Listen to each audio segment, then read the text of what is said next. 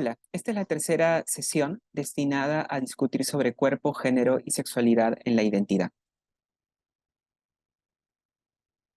Desde un enfoque sociocultural, la identidad se define como un proceso intersubjetivo influenciado por las condiciones sociales y culturales durante un determinado momento histórico.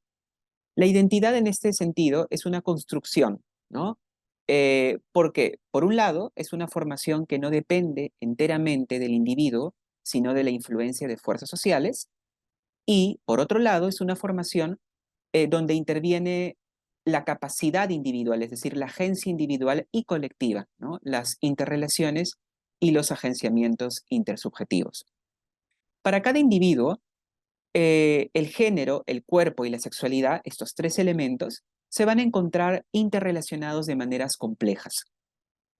Esta complejidad aumenta si consideramos otros parámetros de identidad, tales como la raza o la etnicidad, ¿no? Por eso es de que no solo somos personas definidas de acuerdo al género, ¿no? Tanto hombres o mujeres, sino también, por ejemplo, definidos o nos definimos a partir de nuestra sexualidad. Somos mujeres u hombres, heterosexuales, homosexuales, bisexuales, ¿no? O también a partir de nuestra procedencia étnica, ¿no? Personas afro, personas indígenas, ¿no? Mestizas. Todas estas facetas de la identidad de una persona no son meramente personales, sino también eminentemente sociales, ¿no? De este modo, la identidad está relacionada con la percepción del yo, ¿no? Con cómo cada uno, cada una se percibe a sí misma, pero también por la comprensión del lugar en el que uno ocupa en el mundo y las relaciones sociales que establece en él. Entonces, el género interviene, ¿no?, en la construcción de la identidad. En ese sentido, la identidad de género no es una simple derivación del sexo anatómico, no es porque una persona es asignada con el sexo femenino al nacer, ¿no? Vamos a esperar que esa persona se identifique con el género femenino, ¿no? Y que construya una identidad a partir del género femenino. Esto no necesariamente es así. Por eso es que decimos que la identidad de género se trata de una construcción sociocultural. También, no solo porque hay personas que se pueden identificar con el género opuesto, sino que como veíamos en la primera sesión, una cosa es que nos definan al nacer a partir de un sexo, pero otra cosa es cómo vamos a experimentar el género ya cuando vamos creciendo, ¿no? Por eso es que no todos los hombres y todas las mujeres son iguales, ¿no? Sino que cada uno en su vida, ¿no? A partir de sus experiencias personales, a partir de sus entornos familiares, comunitarios y sociales, ¿no? Van a verse constituidas en el género como hombres o mujeres de manera diferente. Este proceso de construcción social, ¿no?, vinculado al género, ha sido explicado por diversas autoras y autores teóricos y teóricas del género, ¿no? Por ejemplo, Teresa de Lauretis y Judith Butler señalan que el género, ¿no?, es realizado por los individuos. Es decir, que a lo largo de nuestras vidas vamos a poner en práctica las normas sociales de género y esta práctica de las normas sociales de género van a terminar incorporándose en nuestros cuerpos y asumiéndolas de manera individual, ¿no? Es decir, estas autoras mencionan que eh, en nuestra cotidianidad ponemos en práctica las normas sociales vinculadas al género, ¿no? Hemos sido educadas, por ejemplo, como hombres o mujeres, y de acuerdo a nuestras familias, nuestros contextos comunitarios, sociales, nos han dicho cómo es que un hombre o una mujer debe ser, ¿no? Hemos llevado a cabo estas prácticas de manera cotidiana, hemos repetido una y otra vez estas prácticas, ¿no? Sin, quizás sin considerarlas como normas sociales, sino simplemente como una manera de hacer o de ser, ¿no? Y de esta repetición constante, estas normas han ido incorporándose en nuestros cuerpos y en nuestras subjetividades, ¿no?, asumiéndolas, ¿no?, como características incluso naturales de nuestros propios cuerpos, ¿no? Sin embargo, estas autoras y la evidencia, de alguna manera, que recogen los estudios de género es que estas normas sociales, ¿no? No son naturales, sino que han sido construidas y mediante la repetición constante y cotidiana han sido incorporadas y hemos asumido que son naturales, ¿no? Son propias de nuestra identidad, sin embargo, provienen, ¿no? de contextos sociales, culturales e históricos determinados. En ese sentido, el género es tanto una atribución, es decir, el género, las normas de género se atribuyen a las personas, por ejemplo, cuando nacen, cuando son asignadas con un sexo, hay toda una expectativa social de género, ¿no? Pero también es una eh, apropiación que hacen las personas, ¿no? Es decir, otros me atribuyen un género y yo lo asumo como propio o no. Por eso es que si bien la norma de género es binaria, es decir, masculino o femenino, la identificación del individuo con el género puede ser múltiple, ¿no? Por eso es que a lo largo de nuestras vidas podemos identificar cómo quizás nos hemos desidentificado, ¿no? Hemos rechazado o hemos cuestionado ciertas normas de género que nos han sido asignadas, ¿no? Como hombres o como mujeres, mientras que hemos incorporado otras características, otros atributos quizás, o hemos desempeñado otros roles que no necesariamente estaban vinculadas a nuestro género, ¿no? Como la sociedad espera. Mujeres que a lo largo de sus vidas han cuestionado, por ejemplo, el mandato de pasividad o de delicadeza respecto a su género y más bien han asumido roles de fortaleza, ¿no? O han, digamos, se han visto, se han identificado con características más bien vinculadas al liderazgo, ¿no? Eh, que, ¿no? Socialmente, de acuerdo a una sociedad binaria de género, ¿no? Se espera que no sean así. O en el caso de los hombres, quizás haya hombres que eh, más bien en oposición a lo que la sociedad espera de ellos, se han visto más involucrados, ¿no? Y se han identificado mucho más con las tareas de casa o con las tareas de cuidado, ¿no? Eh, y estos son, digamos, aspectos que podrían, ¿cierto?, confrontar con una expectativa de género respecto a su sexo, ¿no? Sin embargo, vemos cómo a lo largo de nuestras vidas vamos refutando, incorporando, identificándonos, ¿no? Con las características tanto del género femenino como del género masculino, ¿no? Entonces, si bien la norma es binaria, cuando hablamos de binarismo estamos hablando de que el género se divide en dos, en masculino y en femenino, ¿no? Esta identificación del individuo puede ser múltiple. Entonces, como veíamos, digamos, la construcción de la identidad en el género se realiza a través de la socialización, ¿no? De incorporar las normas sociales que vamos aprendiendo a lo largo de nuestras vidas, ¿no? Cuando hablamos de roles de género, estamos mencionando o nos estamos refiriendo a los papeles y expectativas asignados a hombres y mujeres de acuerdo al contexto histórico y cultural, ¿no? Los roles de género pueden identificarse cuando se califica de femeninas o masculinas ciertas actividades, ¿no? Por ejemplo, los roles vinculados o las actividades vinculadas al cuidado, ¿no? Son eh, definidas como femeninas. No son características naturales de las mujeres, ¿cierto? Sino son características que han sido atribuidas histórica y culturalmente a las mujeres. Y por ende se asumen que son características femeninas. Mientras que roles de liderazgo, roles políticos de la vida pública han sido históricamente definidos como masculinos. Nuevamente, vemos que la norma binaria, ¿no?, es de dividir esto. Sin embargo, en la vida real, ¿no?, en la cotidianidad, vemos cómo hombres y mujeres desempeñan diferentes actividades masculinas, socialmente masculinas, socialmente femeninas, ¿cierto? Em, También los roles de género pueden identificarse cuando se asocian actividades, potencialidades, limitaciones y actitudes al ser hombre o al ser mujer, ¿no? En estudios, por ejemplo, que se han analizado las preferencias educativas de hombres y mujeres, eh, se ha observado cómo hay, bueno, hasta hace un tiempo, habían menos mujeres en el campo de la ciencia, de las ingenierías, ¿no? De las ciencias duras, digamos.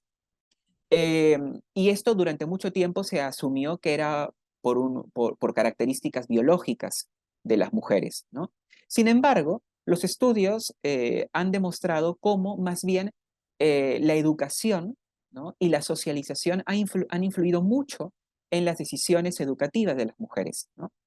Eh, en estos estudios se han recogido testimonios, por ejemplo, de mujeres que decían cómo sus familias más bien las alentaban hacia otro tipo de carreras o de habilidades y no necesariamente los números. O en la misma escuela, como a los hombres, a los varones, ¿no? A los niños, se les felicitaba, ¿no? Y se les inculcaba también, digamos, las habilidades en las matemáticas, ¿no? Mientras que a las mujeres más bien se les inculcaba y se les felicitaba, ¿no?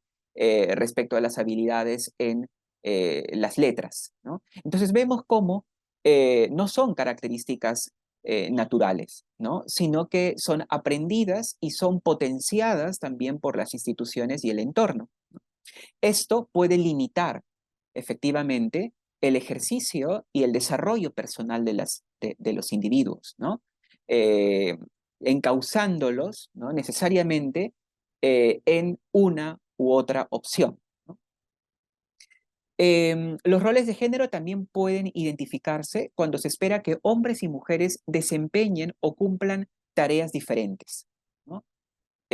Por ejemplo, cuando se espera que los hombres asuman en un espacio de organización la voz, ¿no? Que transmitan las ideas, que sean ellos los que argumenten, ¿no? Mientras que se espera que las mujeres más bien se ocupen de los roles de organización del espacio, ¿no? Por ejemplo, mantener que las cosas estén en orden, organizar las cosas, organizar las actividades, ¿no?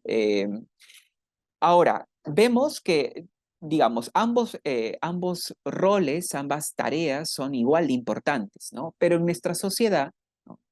Las tareas consideradas femeninas se entienden de manera inferior a las tareas consideradas masculinas, ¿no?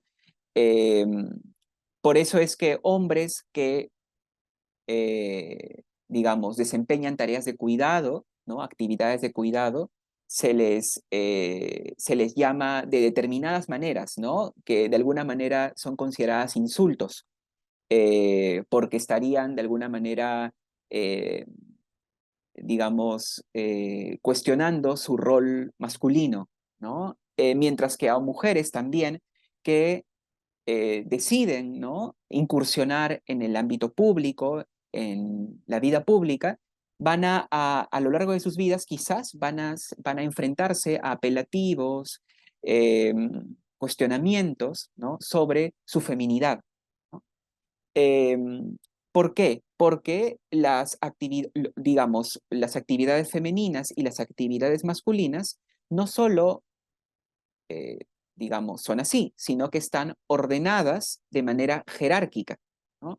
Es decir, todo lo que es considerado masculino va a ser considerado la norma, ¿no? Y va a estar en una posición de poder, mientras que lo considerado femenino se entiende como lo subordinado, lo inferior. Este tipo de ordenamiento es un ordenamiento occidental, ¿no? No necesariamente es así vivido en otras culturas y en otras sociedades, ¿no? Hay pueblos amazónicos, por ejemplo, en el que las actividades de las mujeres, que tienen que ver, por ejemplo, con la producción de los alimentos, ¿no? Es considerada de igual valor, ¿no? Que las actividades de casa, ¿no? Que son llevadas a cabo por hombres, ¿no? E incluso pensando en la historia, ¿no? Diversos historiadores han mencionado cómo justamente esta concepción binaria, jerárquica del género, ¿no? Ha sido un producto histórico colonial, ¿no? Dado que han identificado como en culturas previa colonización, ¿no? El mundo femenino y el mundo masculino tenían un igual valor, digamos, una equivalencia.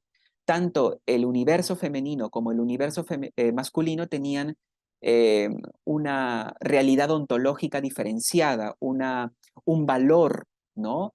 Eh, digamos, equivalente uno con el otro, ¿no? En cambio, a partir de la colonización, ¿no? Estos historiadores mencionan cómo se invierte esta situación y más bien lo considerado masculino termina en un lugar de preponderancia, ¿no? Frente a lo femenino.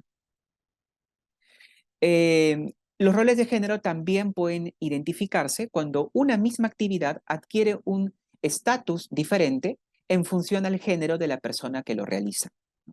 Entonces vemos aquí en esta imagen, ¿no? De manera dicotómica, ¿no? Binaria, cómo se dividen ciertos roles de género, ¿no? Digamos, podemos definir que estas son las expectativas sociales en función a lo que hace o debe ser un hombre de lo que hace y debe ser una mujer, ¿no? En una mujer, más bien, se le atañen roles reproductivos, el espacio doméstico, el trabajo no remunerado, claro, porque el trabajo de cuidado, ¿no? Lo que hacen las mujeres a lo largo de sus vidas respecto a sus familias, bueno, no todas, algunas, ¿no? Más vinculadas a la familia, ¿no? Se asume que estas tareas, ¿no? Como son naturales y propias de la mujer, entonces, y sin un valor económico, entonces no son remuneradas, ¿no? Frente más bien al trabajo remunerado que ocupan los hombres en un espacio público, ¿no? Eh, entonces el servicio y el cuidado de las personas está asociada a lo femenino, ¿no? A los roles de género femeninos, así como la mediación y la subordinación, ¿no? Mientras que los roles de género masculinos están asociados al rol productivo, ¿no? Al espacio público, al trabajo remunerado, ¿no? A las posiciones de poder o de responsabilidad y a los roles vinculados a la autoridad. Estos nuevamente son, digamos, roles que definen la norma binaria de género y con lo cual, ¿no? Aprendemos a ser hombres o mujeres en nuestras sociedades, ¿no?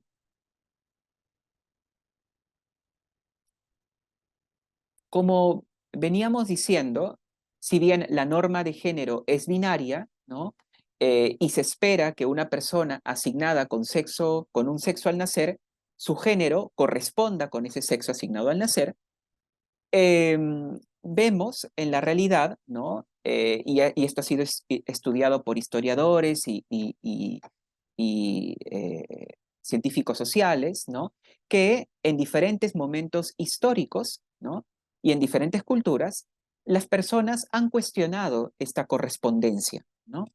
Entonces, han habido personas que hay y han habido personas que son, si bien son asignadas con un sexo al nacer, viven su vida y se identifican con el género opuesto. A esto en Occidente se le llama transgeneridad o identidades trans, ¿no?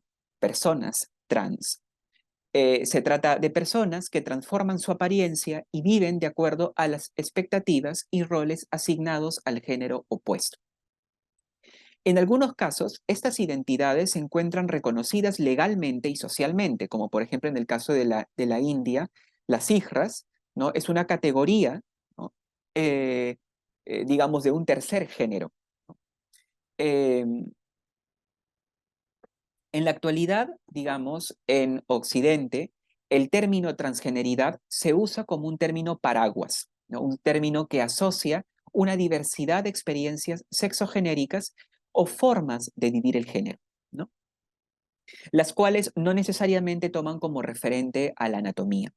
En algunos casos, la identidad se asume en función al género opuesto, en otros casos, la identidad trans es un proceso más bien de cuestionamiento de los roles binarios de género y más bien un distanciamiento, ¿no? A una identificación absoluta en uno de los dos géneros. Es un término, el término transgénero, el término transgeneridad, es un término en cuya historia confluye, por un lado, la ciencia médica, ¿no? Pero también, y esto es muy importante, la propia lucha política de autodeterminación de las comunidades trans, ¿no? De definirse eh, y de cuestionar también, eh, digamos, normas, o normas sociales, ¿no? Que asumían que la transgeneridad era una patología, ¿no? Durante mucho tiempo, así como en el caso de la homosexualidad, se pensó que la transgeneridad se trataba de una enfermedad mental, ¿no? Han sido las personas transgénero, ¿no? La lucha de las personas transgénero a lo largo de la segunda mitad del siglo XX y hasta ahora, ¿no? Que han luchado por autodeterminación y por la despatologización de la identidad trans, ¿no? Un antecedente histórico del término transgeneridad viene de el transexualismo o del término transexualidad, acuñado por el doctor Harry Benjamin durante la década del 50 en Estados Unidos, ¿no? Benjamin entendía que el género era socialmente construido y que la reasignación sexual era una forma de aliviar el profundo malestar de sus pacientes, ¿no? Es decir, bajo esta concepción médica se asumía digamos, la transexualidad era un problema mental. Entonces las personas debían adaptar sus cuerpos mediante cirugías para ser realmente una mujer o realmente un hombre, ¿no? Esto ha sido cuestionado también por las personas trans y en esa medida las personas trans no necesariamente apelan o buscan, ¿no? Operaciones o cirugías o procesos médicos para llamarse a sí mismas y esperar que la sociedad también las reconozca como personas trans, ¿no?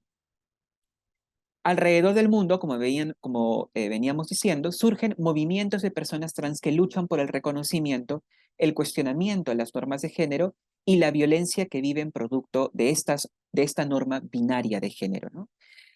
Así también luchan por su acceso y garantía a los derechos, como el derecho a la identidad, que repercute en diversas dimensiones de la vida social y su vínculo con el Estado. Como vamos a ver más adelante, el derecho a la identidad es fundamental, ¿no? No solo para las personas en general, sino también para las personas trans, ¿no? Las personas trans, en la medida en que su identidad no se reconoce, sufren una serie de violencias y de discriminaciones, ¿no? Que vamos a ver también más adelante en una de las sesiones. El otro elemento asociado a la identidad es el sexo, ¿no?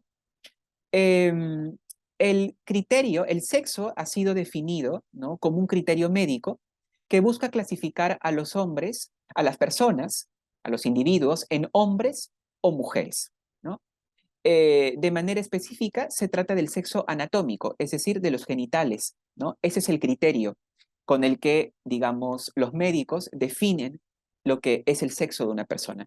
Sin embargo, las evidencias han mostrado que el sexo es más que dos, ¿no? Y que el sexo es más también que solo el criterio genital, ¿no? Se ha asumido la binariedad del sexo, es decir, macho y hembra, ¿no? En función a la teoría evolucionista, ¿no? Que señala que más bien este sexo binario es producto, ¿no? O es una estructura filogenética heredada, ¿no? Y que tiene que ver con el último o el fin último de la especie, que sería la reproducción, ¿no? Entonces, la reproducción revelaría, ¿no? Que efectivamente existen y solo existen dos sexos, ¿no?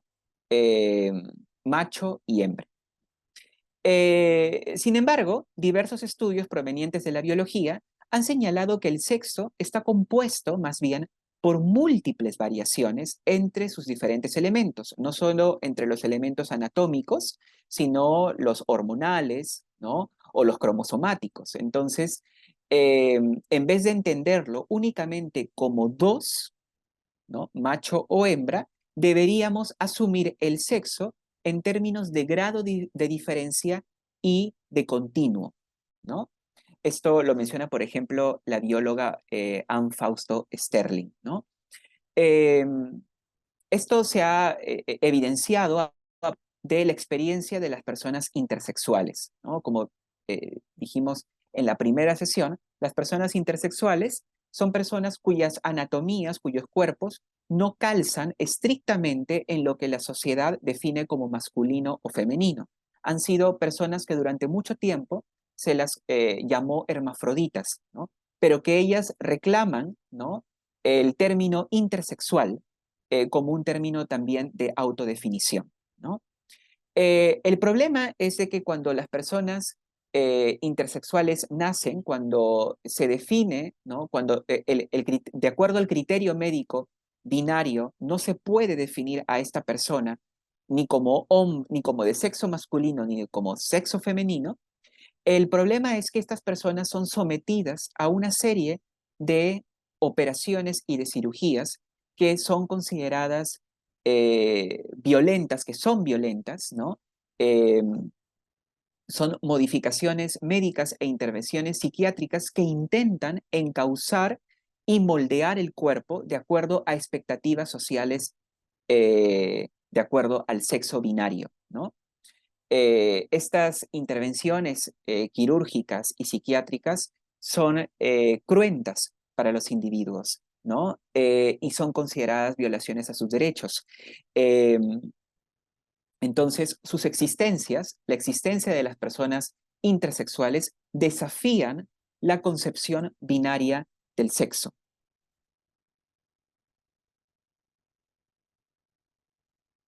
Por último, la sexualidad es otro elemento que confluye en la conformación de la identidad, ¿no? Hemos visto, por un lado, el género y los roles de género, el sexo, ¿no?, el criterio anatómico, pero el criterio biológico también en toda su diversidad, ¿no?, que no permite, ¿cierto?, que podamos encasillar al sexo solo en dos, como macho y hembra, sino existe una variedad, ¿no?, de configuraciones.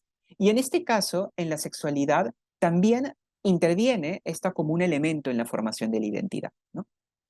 En su dimensión intersubjetiva, la sexualidad podemos pensarla como prácticas, afectos, excitaciones, deseos y fantasías, ¿no? Em, Como hemos venido también discutiendo en la sesión anterior, ¿no?, cuando hablamos de sexualidad no solo nos estamos refiriendo a la actividad sexual como tal, ¿no?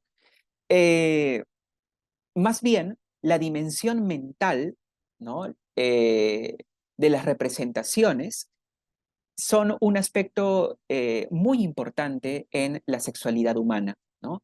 Esta dimensión de representar los objetos del deseo, incluso del propio cuerpo, ¿no?, como escenas imaginarias o escenarios en las cuales el placer o la satisfacción sexual pueden alcanzarse o no, es una característica fundamental de la sexualidad humana, ¿no?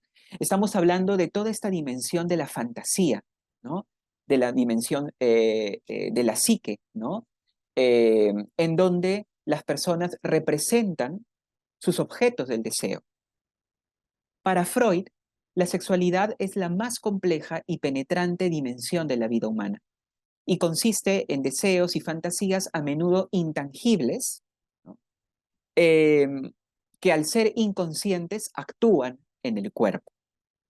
En nuestras sociedades, la identidad sexual ha sido definida en términos del objeto de deseo.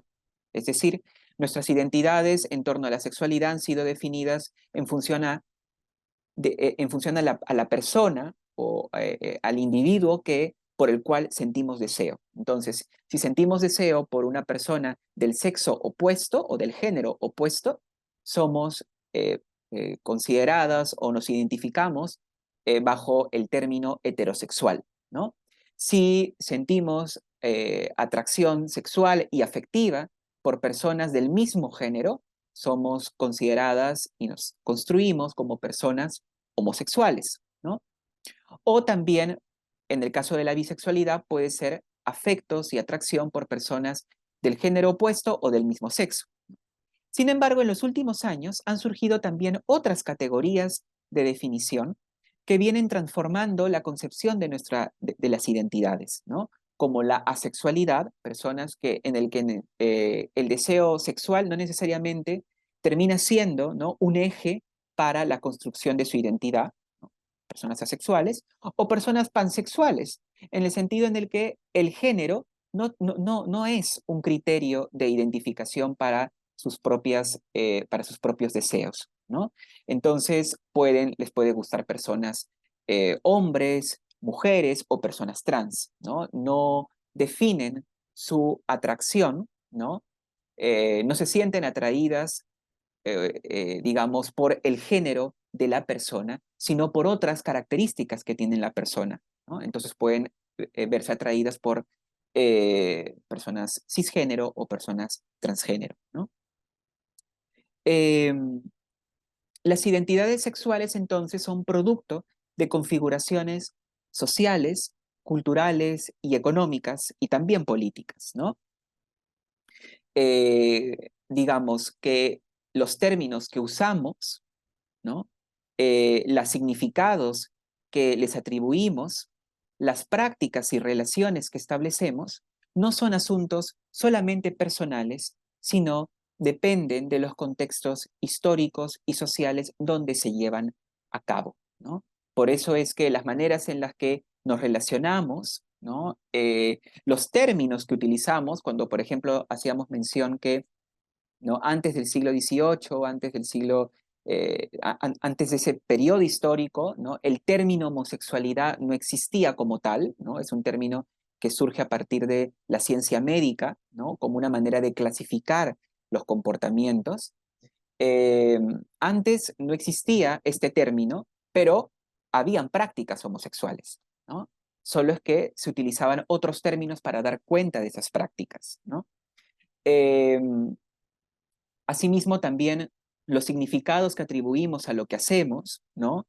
Esto no va a ser producto solamente de los individuos, sino va a depender de los contextos socioculturales e históricos. Muy bien, hemos llegado al final de esta sesión. Nos vemos en una próxima.